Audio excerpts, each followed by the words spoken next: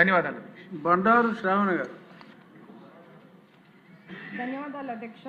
సింగనమల నియోజకవర్గంలో పేద ప్రజలకు సంబంధించిన అత్యంత ముఖ్యమైన సమస్యను సభ దృష్టికి తీసుకొస్తున్నాను అధ్యక్ష. పేదల సొంతింటి కలను సాకారం చేయాలనే లక్ష్యంతో గతంలో మన చంద్రన్న ప్రభుత్వం చేసిన ఎన్టీఆర్ హౌసింగ్ స్కీమ్ కింద నియోజకవర్గంలో 2014-19 మధ్య పెద్ద ఎత్తున గృహ నిర్మాణాలు చేపట్టారు అధ్యక్ష. అయితే ఆ తర్వాత అధికారంలోకి వచ్చిన వైసీపీ ప్రభుత్వం రాజకీయ కక్షతో పూర్తయిన ఇల్లుల బిల్లులు ఆపేశారు అధ్యక్ష. ఈ పెండింగ్ బిల్లుల పరిష్కారంపై ఏమాత్రం దృష్టి పెట్టుకోకుండా ఎన్నో సంవత్సరాలుగా పేద లబ్ధిదారుల తీవ్రంగా ఇబ్బందులు పెడుతున్నారు అధ్యక్ష.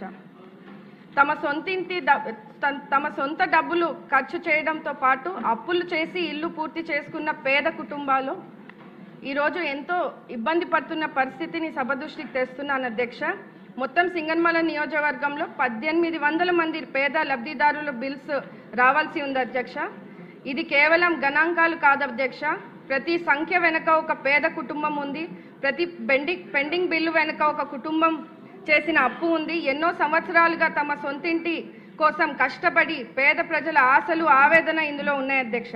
గత వైసీపీ ప్రభుత్వంలో తెలుగుదేశం ప్రభుత్వంలో కట్టిన బిల్లులు ఇవ్వకుండా, కొన్ని స్టార్ట్ అయిన ఇల్లులను కంప్లీట్ చేయనివ్వకుండా, అయితే కనీసం వైసీపీ ప్రభుత్వంలో శాంక్షన్ అయిన ఇల్లులు కట్టారంటే అది లేదు అధ్యక్ష. కనీసం ఒక ఇటుక కూడా వేయలేని పరిస్థితిని మనం చూసాం అధ్యక్ష. పేద ప్రజల సొంతింటి కలను గత ప్రభుత్వం నెరవేర్చకపోయింది అధ్యక్ష.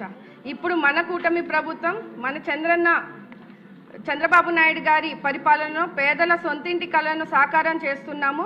అయితే సంవత్సరాలుగా పెండింగ్లో ఉన్న ఈ బిల్లులను పరిష్కరించాలని మీ ద్వారా మంత్రివర్యులను కోరుతున్నాను అధ్యక్ష. బొత్సల సుధీర్ గారు. కాళాశ్రీలో కాకుండా మొత్తం ఆంధ్రప్రదేశ్లో కూడా ముఖ్యమైన సమస్య ఈరోజు రీసర్వే 2019 నుంచి 24 వరకు అధ్యక్ష. మరి చూస్తే జగన్మోహన్ రెడ్డి ప్రభుత్వంలో తుగ్లక్ ప్రభుత్వం లాగా ఇష్టం ఉన్నట్టు నీ పేరు మీద పొలం, నా పేరు మీద, నా పేరు మీద పొలం, నీ పేరు మీద మార్చేశారు అధ్యక్ష. తర్వాత మనం వచ్చిన తర్వాత కూడా మళ్ళా కూడా రీసర్వే చేసాం.